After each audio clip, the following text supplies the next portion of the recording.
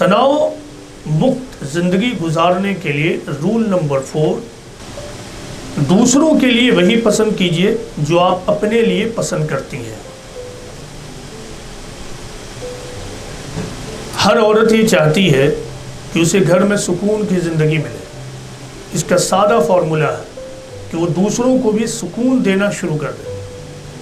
हर मर्द ये चाहता है कि उसे घर में गैर ज़रूरी तौर पर अल्फाज का टेंशन ना दिया जाए, वो भी कम बोलना शुरू कर दे। हर औरत ये चाहती है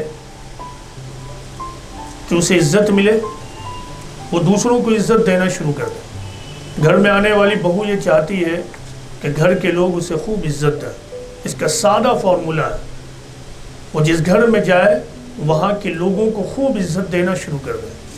हर मर्द ये चाहता है कि लोग समाज में मुझे अच्छे नामों से पुकारें, वो भी दूसरों को अच्छे नामों से पुकारे। हर आदमी ये चाहता है कि मुझे जो तोहफा ला कर दिया जाए वो अच्छा हो, वो भी दूसरों को अच्छा तोहफा दे। ये ज़िंदगी गुजारने का पैगम्बराना उसूल है, प्रॉफिटिक विजडम है।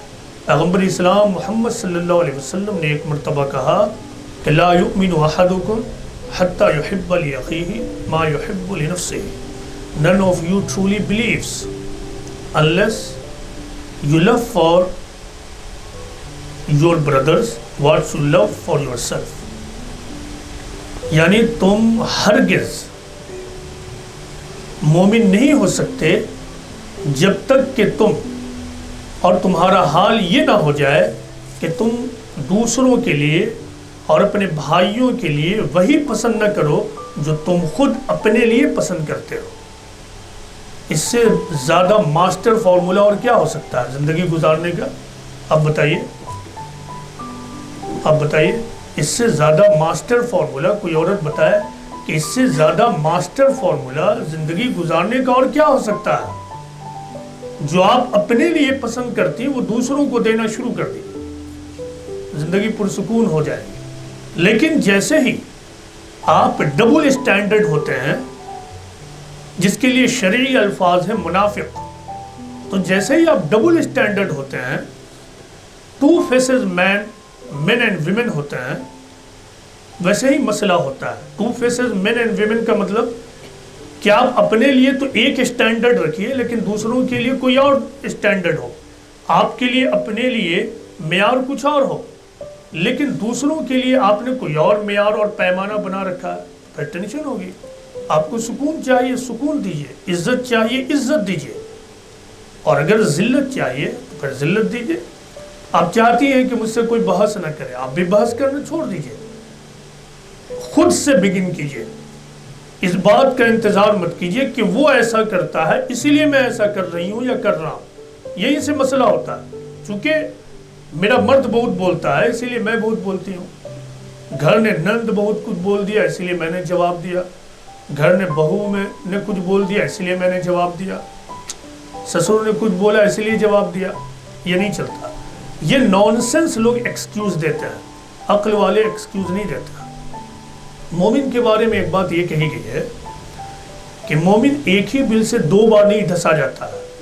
इसका मतलब ये है कि मोमिन एक ही गलती को बार बार नहीं दोहराता है। जब उससे एक गलती हो गई, उसको ये मालूम हो गया कि ये गलती हुई, अब वो उसको करेक्ट करेगा। ऐसा नहीं करेगा कि बार बार वो ये गलती करेगा। मतलब उसको ये मालूम हुआ कि उन्होंने कुछ कहा, मैंने उसका जवाब दिया निगेटिव अंदाज में, फिर जवाब मिलना शुरू हो गया। पहले उन्होंने एक बात कही थी, अब जवाब में उन्होंने 10 बात कही। उसे ये मालूम हो जाना चाहिए कि मैंने एक बिल में हाथ डाल दिया था, मैंने गलती कर दी। वो ये कि मैंने निगेटिव जवाब दिया।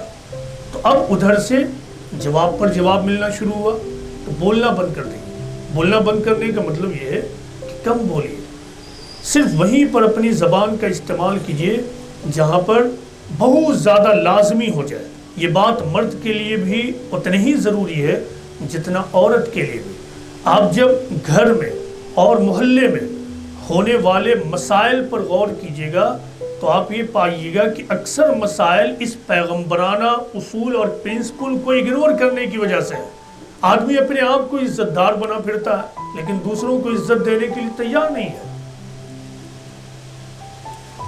ہر آدمی یہ چاہتا ہے کہ اس کے بارے میں اچھی رپورٹنگ ہو، کوئی آدمی اس کے غیبانی میں اچھی رپورٹنگ کرے، لیکن خود بیٹھا ہوا دوسروں کے بارے میں چغلی اور غیبت کر رہا ہے۔ غیبت کیا ہے؟ دیکھیے غیبت کیا ہے؟ غیبت کا مطلب ہے کسی کے اندر کوئی برائی ہے، کوئی پرابلم ہے، اس کے باوجود آپ اس کے پیچھے میں اس کا ذکر اسی لیے کرتے ہیں کہ اس سے اس کی عزت ڈاؤن ہو، لوگ اس کے بارے میں بری امیج بنائیں۔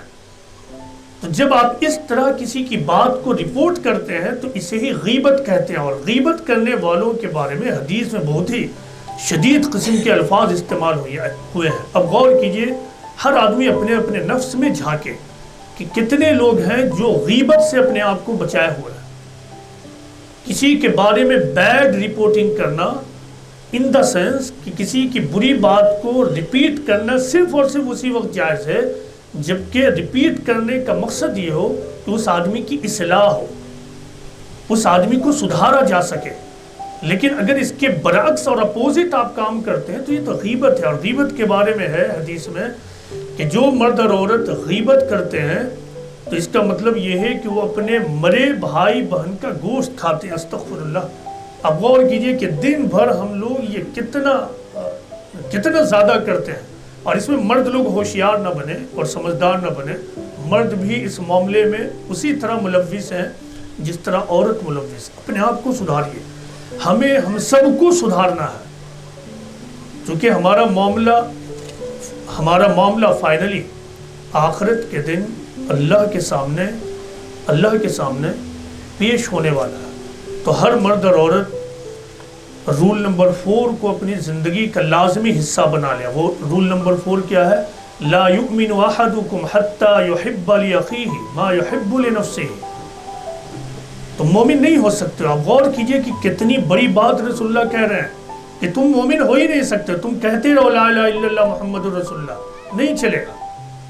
کب تک نہیں چلے گا؟ جب تک کہ تمہارا یہ حال نہ ہو جائے کہ تم دوسروں کے لیے، اپنے بھائیوں کے لیے وہی پسند نہ کرو جو تم خود اپنے لیے پسند کرتے ہو۔